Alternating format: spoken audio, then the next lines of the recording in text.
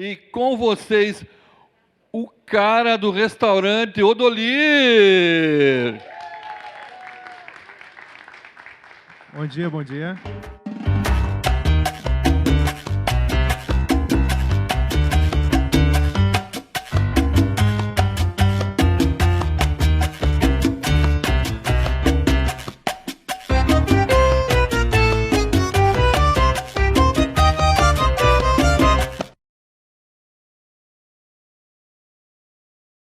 Aqui é contar um pouquinho como foi a trajetória do Yudu, como foi a minha trajetória, melhor dizendo, desde a ideação do projeto até o êxito. Já o Salomão adiantou, né? Então não tem muito o que falar. O que é o Yudu, então? Né? O Yudu ele era uma solução, na verdade, de cardápio, pedido e pagamento. Via QR Code, hoje está bem comum, né? A gente encontra em vários restaurantes, que você chega lá, lê o QR Code, faz o pedido e pode ter acesso ao cardápio do estabelecimento. Né? A gente criou isso antes da pandemia, o Yudu foi criado lá em 2019, e isso aqui é a solução. Né?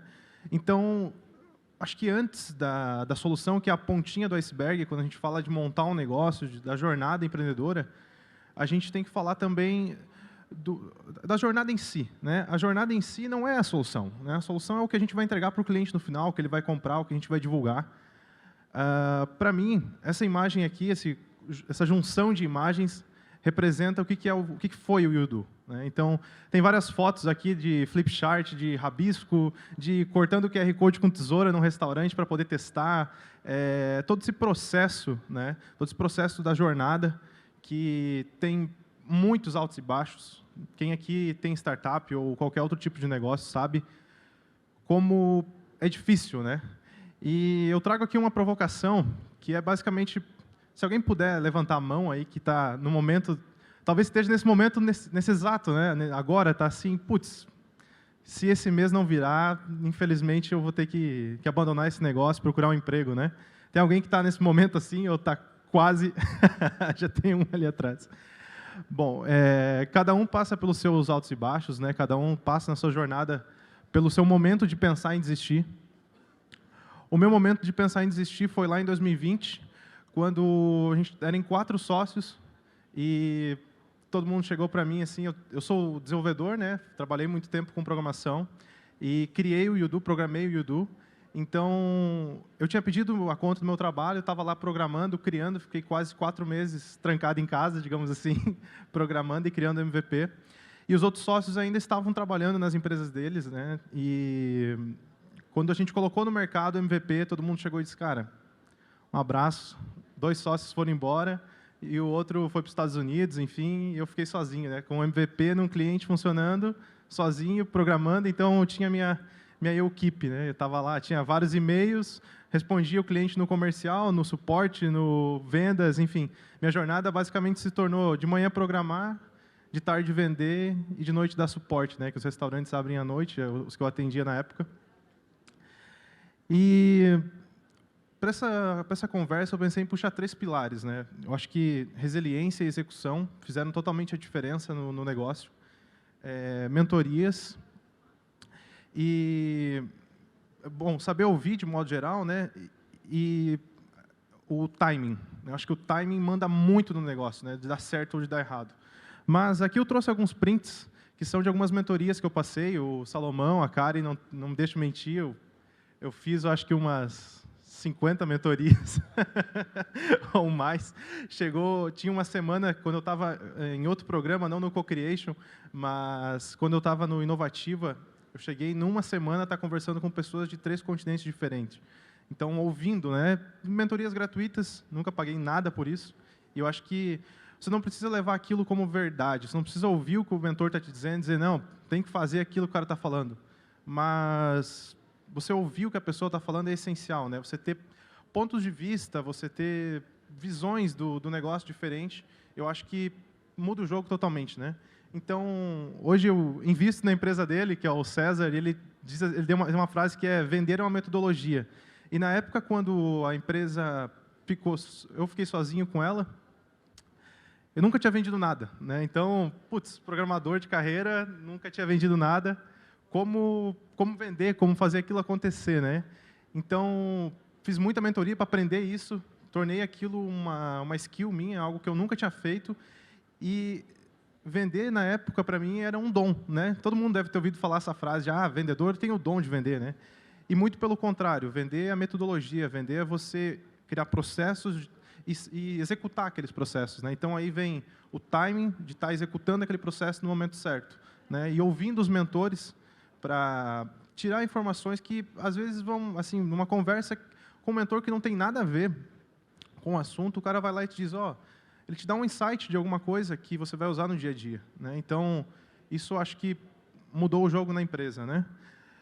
Então, como eu disse, a gente passou lá em março de 2020 pelo Co-Creation, logo depois a gente já engatou a Inovativa e o MidTech, que são programas aqui da região de incubação, aceleração, e a empresa passou por todos esses processos, né? Basicamente, eu passei, né? Então não tinha outros sócios para compartilhar os projetos, enfim. E a gente estava lá em janeiro de 2021 com 45 clientes, né? Já tinha rodado MVP durante um bom tempo, já tinha feito pesquisa de satisfação via NPS, tinha um monte de pedido que tinha rodado na solução já. Então, estava num momento muito legal, só que eu não estava dando conta mais de tudo aquilo, né? Então, a gente estava... A gente é modo de dizer, né? Eu estava lá com 45 clientes, trabalhando igual um doido, e precisava captar investimento para contratar pessoas, fazer uma roda girar, né? Então, nesse momento, eu fui abordado por investidores, estava montando uma rodada de investimento, já tinha conseguido alguns investidores, e eu fui abordado pela Intelbras, na época, para vender a empresa, vender 100% da empresa, né? Então, passei por esse processo, fiquei ali quase 6 meses negociando com fundos, com aceleradoras, com investidores anjos particular, e com a Intelbras. E aí, início de 2021, eu vendi a empresa para a Intelbras, hoje eu trabalho lá com eles, né? E foi uma experiência assim bem dura, é estranho você ficar tanto tempo criando teu filho ali, né? E vender teu filho, mas eu tô lá junto ainda. Talvez essa frase não tenha encaixado muito bem, né? Mas assim, como aprendizado pessoal, ter vendido um negócio, ter negociado com uma empresa tão grande, eu acho que não tem o que pague isso, né? Então, as mentorias que eu fiz durante todo esse processo me levaram a um amadurecimento que foi possível chegar no momento de uma negociação com uma Intelbras da vida e estar batendo de frente com os advogados. A gente chegava nas reuniões, às vezes, eu tinha a mesma quantidade de advogados que estavam lá com a Intelbras, né? Então, o pessoal da Silva Schutz, acho que não está aqui o Thiago ainda, né? Ele vai vir à tarde também, deu uma força absurda. E como é que a gente está hoje, então? Né? Hoje a gente está com um time de 14 pessoas trabalhando diretamente com o Yudu. Então, tem desenvolvedores, comercial, pós-venda. A gente tem uma estrutura hoje, não está mais sozinho.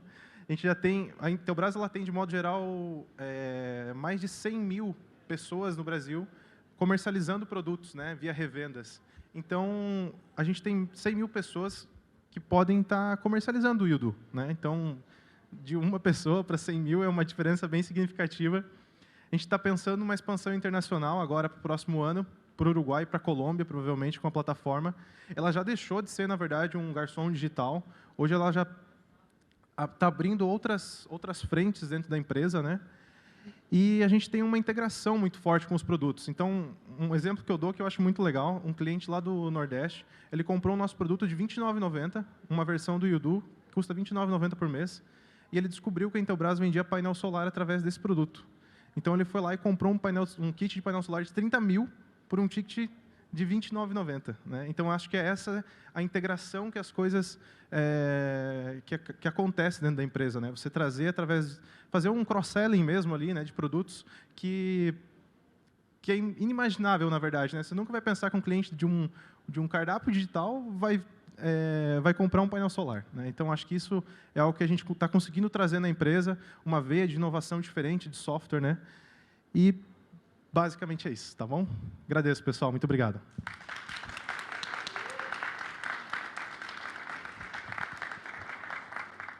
Oi, eu tenho uma pergunta para fazer. Como foi que a Intelbras descobriu o Yudu?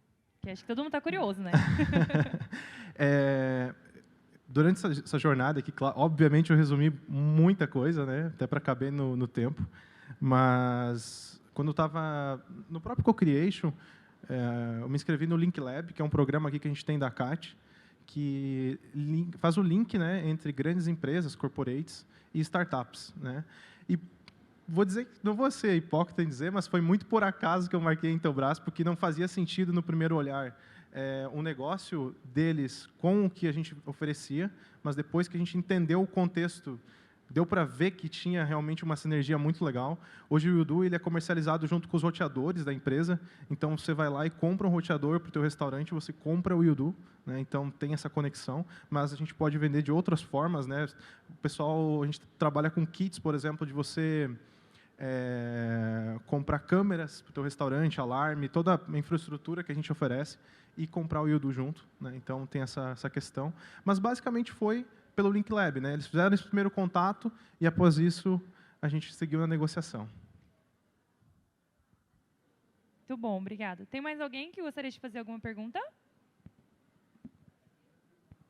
Tudo bem, Odolir? Primeiro, parabéns pessoalmente. Já tinha dado parabéns, acho que lá no grupo do Midtech ali, quando divulgar essa notícia, mas agora pessoalmente, parabéns. Eu sou o André, da Vibe. E acho que uma curiosidade que eu fiquei aqui, talvez outras pessoas tenham, é assim, naquele momento que tu tivesses que decidir, que tu percebeste, pô, não dá para ser equipe, tenho que ir atrás aqui de recurso para eu poder montar um time. Hoje tu tem o time, mas no outro formato. E quando as coisas começaram a avançar, que tu teve que decidir, ou eu vou captar aqui o recurso, tu já tinha possibilidade de investidores, e continuar sendo o pai ali do meu filho, ou eu vou realmente passar aqui o meu filho, né, vou ter o meu êxito, vou ter minha saída, mas vou poder continuar tocando o projeto de outra forma. Como foi para tu tomares essa decisão, assim? Como foi enfim, esse desafio? Cara, é uma pergunta bem difícil, né? Eu acho que isso depende muito do perfil da pessoa, antes de tudo, né? Eu só acho que vai muito no timing também. A gente estava com um produto bem bom já. A gente construiu ele antes da pandemia, antes de virar essa loucura de cardápios digitais que a gente tem em tudo que é restaurante. Então, quando o momento chegou, óbvio que muito por acaso, né? Não trato isso como uma felicidade, mas a pandemia trouxe essa vantagem para o nosso produto. Antes da pandemia, ninguém lia QR Code, né? Ninguém usava QR Codes, e com a pandemia isso se tornou o normal, digamos assim, né? E, cara, a gente já tinha investidores assim muito interessados. Até quando eu fui dar notícia para o investidor, para o pessoal do fundo lá, eu falei, cara, a gente vai vender, bicho. Aí ele, a gente não pode entrar com um pedaço no negócio, continuar tocando meio com uma spin-off aqui. Eu falei, não, infelizmente não tem muito o que fazer, né? Então, foi muito mais uma decisão pessoal, acho, de oportunidade no momento, do que realmente... Bom, eu conversei com muita gente, né? Acho que pedi várias opiniões, né, de amigos, mentores, enfim. Tenho um mentor e hoje amigo. A gente está até montando alguns negócios depois que ele deixou de ser meu mentor, que me ajudou muito nessa escolha. Ele já tinha trabalhado na Intelbras, então ele me trouxe toda a visão de como as coisas iriam funcionar depois que a empresa foi vendida, e realmente é o que está acontecendo. Então isso me deixou bem seguro de tomar essa decisão no momento, né? Mas, cara, foi instinto, não sei dizer, não tem muito como explicar, sabe? Eu acho que é isso, é o timing, o momento ali. Acho que é muito momento de vida, né? A gente fala, quando a gente conversa com outros empreendedores, hoje eu dou mentoria no Co-Creation, agora não dou mais, mas antes dava na CAT também algumas mentorias, mas acho que depende, é tudo questão de momento de vida, né? Os meus ex-sócios, eles simplesmente desistiram do negócio por momento de vida. Eu tive a oportunidade de continuar, porque naquele momento de vida que eu estava, eu conseguia fazer isso. Não estou aqui desmerecendo por eles terem deixado, mas eu entendo, né, que naquele momento eles não podiam continuar com aquilo. Então, da mesma forma que construir o negócio, estar nele e vender ele, eu acho que é tudo um momento de vida, né? A gente tem que avaliar. Muito interessante, Odolir, obrigada. Pessoal, quem tiver pergunta, por favor, pode levantar a mão. Nesse processo que você passou por diversas instituições aí, como o Co-Creation, o Midtech, o Link Lab, o Inovativa, Se você pudesse falar um pouquinho o que cada um deles proporcionou assim de grande entrega de valor para você, seria interessante aí, gostaria de saber. Vou falar mal do Co-Creation agora, né? Cara, isso é muito interessante, porque eu acho que eu aproveitei muito o Co-Creation, isso eu posso dizer. Quando eu fui para Inovativa, a gente chegou lá e, putz, foi aquela assim, caramba, é só isso mesmo. Mas depois eu pude entender que, na verdade, não é que é só isso mesmo. Realmente é um programa muito bom, as mentorias foram incríveis, mas da jornada, do dia a dia ali do Inovativa, não foi tudo aquilo, porque a gente tinha pegado tanta coisa aqui no Co-Creation, tinha aprendido tanto, que não fazia tanto sentido ficar batendo de volta naqueles mesmos assuntos, sabe? Então, acho que isso, Co-Creation, mentoria, a metodologia da TXM, que, bom, o Salomão falou, né? Eu digo que seria obrigatório o cara realmente fazer uma pré-incubação, ou pelo menos fazer uma partezinha da TXM antes de abrir um negócio, né? Abrir junto com o CNPJ. E o Inovativa foi muito mentorias, mas muito mais go-to-market, assim, sabe? Uma coisa mais falar com pessoas, por exemplo, a gente teve uma mentoria com o Rodrigo Bosshard, acho que é um cara que dá mentorias de vendas. E foi um momento assim que virou a chave, sabe? Eu ligava por dia para 20, 30 restaurantes e conseguia uma reunião, 2 reuniões. Depois que eu fiz a mentoria com ele, aquilo lá mudou para 7, 8, sabe? E aí a conversão foi aumentando. Então as coisas foram acontecendo naquele momento. Já no MidTech, bom, não sei nem se eu preciso falar, né, o que a gente aprende no MidTech, né? Eu fiquei muito pouco tempo, na verdade, porque foi bem no momento que a gente vendeu a empresa. Mas só de estar ali no grupo com os empreendedores, tu consegue trocar uma ideia, bom, né, que não tem, tem gente que não deixa mentir aqui, mas a gente consegue trocar uma ideia no dia a dia ali sobre, pessoal, estou precisando aqui de um software para gerenciar meu funil de vendas. Pô, tem 20, 30 pessoas ali que já passaram por essa dor. Alguém falou do Santiago Edo antes aqui, ele me deu umas mentorias também, e está lá no grupo, é um puta empreendedor, o cara está ali direto conversando, então, assim, oportunidades, networking, eu acho que é o principal, né? Mas cada um traz ao seu benefício.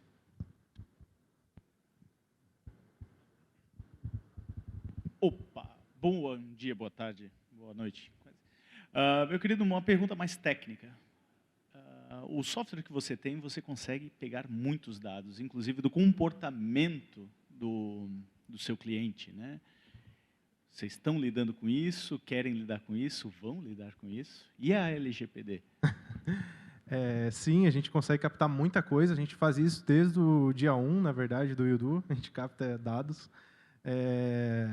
O meu TCC, inclusive, foi sobre isso lá na época, né? Então, como criar combos e reordenar o cardápio baseado no perfil de consumo do cliente, né? Então, imagina você entrar no cardápio depois que você já fez teus primeiros pedidos e o cardápio já está reordenado da forma que faz mais sentido para você ou para o teu cluster de pessoas, né? Enfim, a gente não tem implementado isso, mas é uma coisa que a gente pensa em ter no futuro. E a gente está criando agora, está para ser lançado nos próximos meses, o Yudu Marketing, que é uma ferramenta que a gente pega todos os teus dados de consumo, porque quando você entra no Yudu, você deixa alguns dados, né, com consentimento, muito bem lembrado agora. E no Yudu Marketing você vai ter lá, o dono do restaurante ele é um cara muito ocupado, né? Ele geralmente, pensando no micro e pequeno empreendedor, ele faz tudo, né? Ele é o cara que está lá com a barriga na chapa fazendo hambúrguer e está ali recebendo pedidos no Yudu e está conversando com o fornecedor, então a vida dele é muito agitada.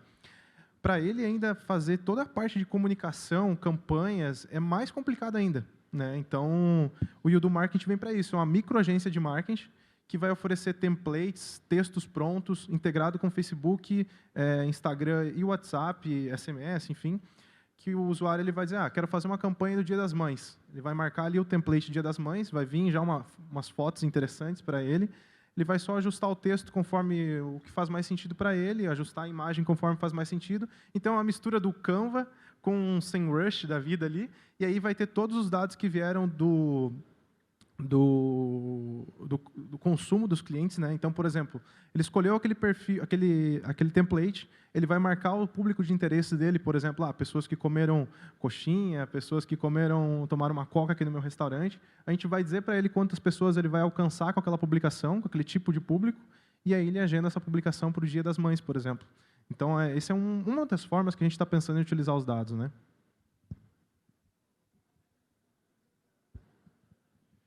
Fala, Doli. Cara, parabéns mais uma vez pelo teu sucesso, né? E tu falou bastante sobre timing, né? E acho que a coincidência ali, infeliz para muitos casos, obviamente, a pandemia para o teu negócio foi muito oportuno, né? Pelos restaurantes terem essa questão de low touch, né? Cardápios low touch ou no touch. E como é que está sendo essa transição agora, né? Porque a gente já conversou, está em paralelo de umas pessoas que já estão meio sem paciência, não gosta de cardápio digital, que coisa, estou com saudade já do cardápio antigo. Como é que vocês estão percebendo isso? Isso é uma realidade mesmo, ou se são pequenos reclamões que estão por aí? E se é real, como é que vocês estão imaginando, né? Como é que vocês pretendem agregar a experiência, mesclando, né, o phygital, que é uma coisa phygital, né, o físico ali no ambiente, com o cardápio digital? Como é que vocês estão percebendo esse momento aí? Cara, eu acho que isso me lembra muito aquele vídeo do Bill Gates, numa entrevista, explicando para o entrevistador o que é internet, né? E o entrevistador tirando sarro da cara dele o tempo todo. Então, não é uma coisa que tem como fugir mais, né? Assim, a gente vê pontos, a gente acompanha muito, até se mandou esses dias um artigo ali do pessoal falando dos problemas enfrentados pelos cardápios digitais. Realmente, tem muitos problemas, né? O formato que a gente tem via QR Code é uma opção, né? Existem via tablet, via totem, enfim, a gente estuda muito isso, mas eu acho que voltar atrás é uma coisa que não vai mais existir, né? Você vai ter alguns cardápios ali, porque as pessoas às vezes chegam sem celular, ou em alguns casos a gente tem restaurantes que o pessoal ele tem alguns tablets próprios, porque para ele faz muito mais sentido. Por exemplo, a gente tem alguns clientes que antes ele gastava 30 mil para imprimir um cardápio, cara. Só que eu não estou falando, óbvio, de gráfica. Estou falando de foto, de preparação dos pratos, né? Então, tem muita coisa envolvida. Não parece quando a gente chega no restaurante que é algo simples, mas é muito complexo, né? O desenho de cardápio, a estrutura de cardápio é uma coisa muito complexa. Então, o voltar atrás e voltar a gastar 30 mil por mês, esse cara ele não quer, entendeu? Esse dono do restaurante. Óbvio que ele está pensando no cliente dele, né? Se o cliente está gostando daquela experiência ou não, mas aí entra um caso que eu comentei de um cliente nosso. Ele deixa alguns tablets, quando a pessoa chega e não quer usar o próprio celular, ele vai lá e entrega o tablet para a pessoa para ela fazer o pedido através de um dispositivo que ele entregou, né? Então, aí já tem uma solução, né? Outro problema que a gente tem é a internet, né? Hoje o Yudu ele é totalmente online. E aí entrou a Intelbras com os roteadores para isso. A gente está planejando para os próximos anos, meses, enfim, ter o software totalmente embarcado no roteador. Então, você vai cair a internet, continua mandando sinal do roteador onde aquela pessoa está conectada, e não precisa de servidor. Isso é o mais legal, porque o roteador é o próprio servidor, né? Então, tem algumas estratégias que a gente está desenhando para melhorar esse processo, né? Porque realmente não pode ser um gargalo do restaurante, né? Ele não pode deixar de vender por ter o cardápio digital, né? Muito pelo contrário.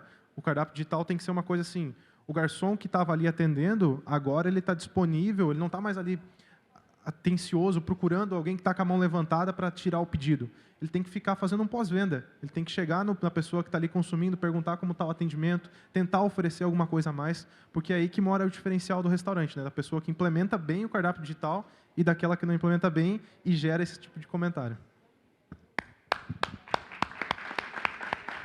Obrigadão, Dolir. Dolir aqui, sou fã dele, né? Sou fã dele, apesar de ele falar mal ali, né?